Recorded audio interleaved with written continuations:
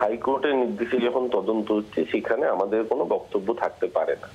এবং আমি যতটুকু জানি ওখানে তৃণমূল কংগ্রেসের কেউ এই গাড়ির কাজ ভেঙেছে বলে আমার কাছে অন্তত খবর নেই। তৃণমূল কংগ্রেসের পতাকা নিয়েও কেউ ইট চড়েছে বলে আমার কাছে খবর নেই। সাধারণ গ্রামবাসীরা তারা ক্ষুব্ধ হয়ে এই কাজ করেছেন বলে এখনো পর্যন্ত আমরা যে জানতে পারছি। এবং এই ক্ষোভের পিছনে একটা সঙ্গত কারণ আছে। এনআইএ তৈরি হয়েছিল যে কাউন্টার টেররিজম, দেশব্যাপী নাশকতা এবং সন্ত্রাসবাদকে দমন করার জন্য এনআইএ কাজ করবে। এবার এনআইএ যদি দেশব্যাপী সন্ত্রাসবাদ এবং নাশকতা দমনের জায়গায় বিজেপি নেতাদের খুনের তদন্ত করতে না দেয় এবং সেটাও শুভেন্দু অধিকারী নির্দেশিত পথে, নিশ্চিতভাবে হাইকোর্টের রায়ে এই কাজ হচ্ছে। তাহলে CrPC, IPC, Indian penal code এই ধারাগুলো থাকার অর্থ কি?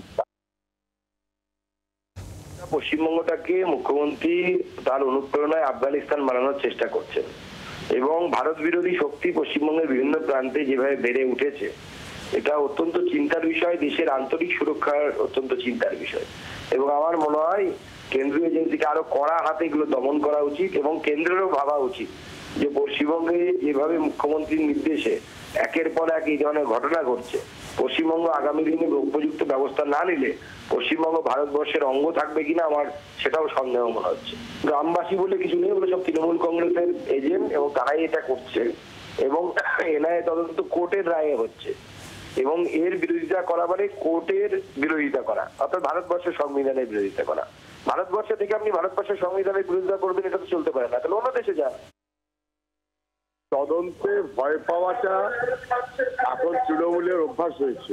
এতদিন ছিল দুর্নীতি করে বেড়াবে, খুশি মতন লুট করবে, বোমাবাজি করবে, মানুষকে ভয় দেখাবে।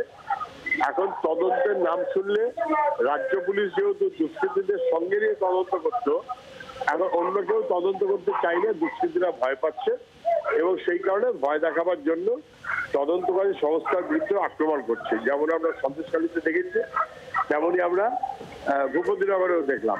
এই ভূপতিনগরে এর আগে তৃণমূল নেতার বাড়ির ছাদ উড়ে গেছিল বোমা বিস্ফোরণে, বাড়ির মধ্যে বোমা তৈরি করতে গিয়ে সবাই জানেন এসব। এটাই তৃণমূল, এই তৃণমূলের চেহারাটা আরো স্পষ্ট হচ্ছে। বাংলার আওয়াজ, বাঙালির আবেগ, জি 24 ঘন্টা।